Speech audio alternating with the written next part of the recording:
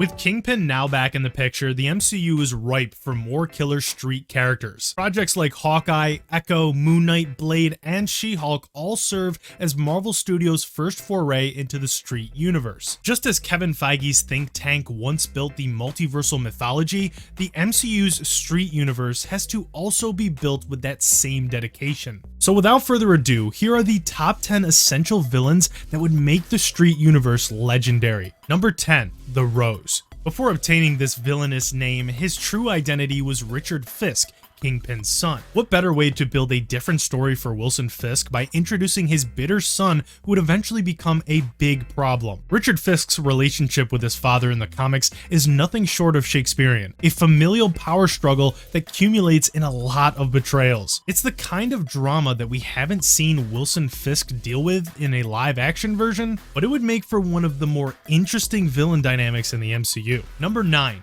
Hammerhead. Now, you can't get any more street level with a villain like Hammerhead, who was created as a callback to the mobsters of the Great Depression era. But despite his over-the-top appearance and persona, Hammerhead is a very modest character. He's never been at the center of major street level crossovers, unlike some of his cohorts on this list. Yet, that hasn't stopped the character from being a key component of that side of the Marvel Universe. Hammerhead's appearance in the Spider-Man DLC proved how menacing the character could be if done in the right way. He's a major player in the street game and has been known to rival the likes of Kingpin and even the Hood. Number 8, Typhoid Mary. Typhoid Mary is an important character within the Daredevil mythology. An on-off lover of Matt Murdock, she regularly falls under the employ of Wilson Fisk and eventually makes her way onto the 50-state initiative as Mutant Zero. Mary Walker bridges some of the quirkiness of the larger universe with the grounded ethos of the streets. She's a mutant with dissociative identity disorder whose multiple personalities often manifest with different abilities. She's telekinetic,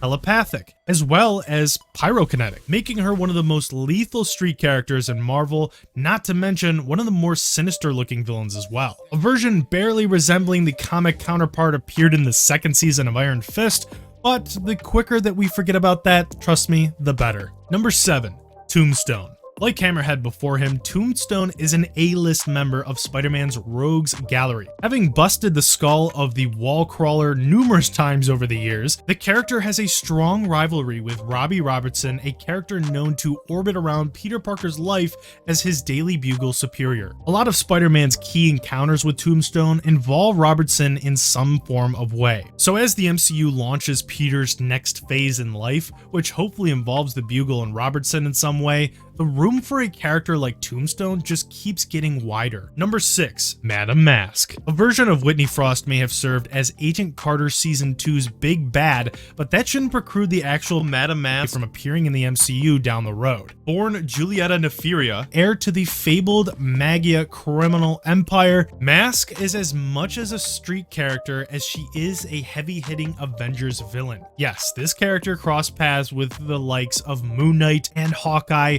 In the latter's show, she was also rumored to appear in it just last year. Number 5, Turk Barrett. Turk Barrett represents one of the comic's most marginalized groups of characters, lowly henchmen. Yet, he's the henchman to end all henchmen, garnering the notoriety for being a pestering reoccurrence on Daredevil's radar and at one time even wielding an Infinity Stone. This character was brilliantly brought to life by acclaimed actor Rob Morgan in the Netflix shows, and he would certainly be welcomed with open arms should that opportunity return. I mean, come on, he's Turk Barrett, baby. Number 4, Mr. Negative. One of the best parts of the PS4 Spider-Man game is how it put Mr. Negative at the forefront of Spidey's Rogues Gallery. It not only proved that there was more to Spidey's Rogues Galleries behind the Sinister Six, but that the character of Martin Lee was perfect for a live-action take as well. From a visual and power set standpoint, Mr. Negative already stands out among Spidey's antagonists, boasting dimensional abilities that rival both Cloak and even daggers. On top of those qualities, he's also a compelling villain with a layered backstory. Number 3, the Hood. Given the prominence of mysticism and the occult,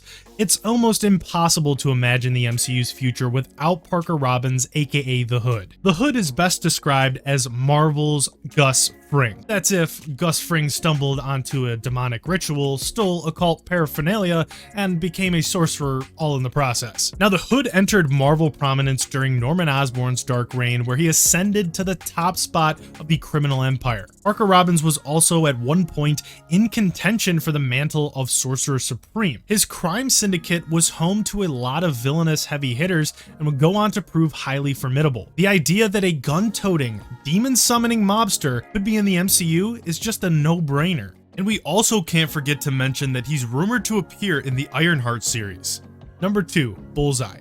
You can't have Daredevil in the MCU without Bullseye. Bullseye is an evil incarnate, which in many ways gives him such a powerful presence on the page that a blind Catholic from Hell's Kitchen is one of the few who can hold the candle up to Bullseye's evil and makes that rivalry so twistedly poetic. Now folks, as we get towards number 1, before we jump into that, don't forget to smash that like, subscribe, and notification bell for more top 10 videos just like this. Number 1. The Punisher. Frank Castle may not be a villain in the modern sense, but he's certainly butted heads with enough Marvel heroes to be considered an antagonist. In fact, Frank Castle would also be the first person to tell you not to revere him as a hero. Unfortunately, an aspect of the character's legacy continues to endure to this day for a lot of the wrong real-world reasons. Perhaps one way for Marvel Studios to bypass the ugly aspect of that legacy is to bring Frank Castle into a world far removed from our real one. Have the Punisher fight over-the-top monsters, superheroes, and supervillains.